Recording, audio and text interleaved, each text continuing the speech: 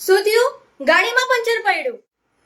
હે ભગવાન, 1000 વાર કીધું છે કે હવે સીપડું બદલો બદલો, પણ જો બિલકુલ બી બદલવાનું નામ લેતા હોય. હવે પેલા લોકોનો ફંક્શન પતી જાય ને તો બી હવે આપણે ફંક્શનમાં નહીં પહોંચી શકીએ. બોલો હવે શું કરવાનું?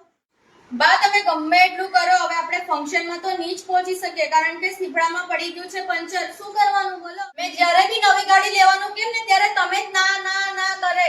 હવે કરો પછી. પેલા વખત આપણે પેલા લોકોના વાપીમાં સગાઈમાં ગયેલા ત્યારે એન્જિન બગડી. ગાડીની બી કોઈ એક્સપાયરી ડેટ હોય કે નહીં? હા જમના વાસી, તમે નીકળો. હા અમારી ગાડીમાં તો પંચર પડી ગયું છે. એ જ ને, શું કરવાનું બોલો? કેટલી વાર કે સમજે જ નહીં કે બદલો બદલો ગાડી. હવે એની બી કોઈ એક્સપાયરી ડેટ હોય કે નહીં? શું કરવાનું? હવે ઘરના જ નહીં સમજે. હવે હું ફંક્શનમાં જવાનું?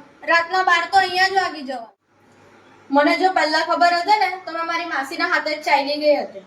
અરે જીગુ, કેટલી વાર પંચર બનવામાં. તને ઉતાવળ હોય તો તું ચાલવા માંડ. લો બા, ચડાવો જ મને. કહેવાય તો પાછું કઈ નહીં તો પાછો ગુસ્સો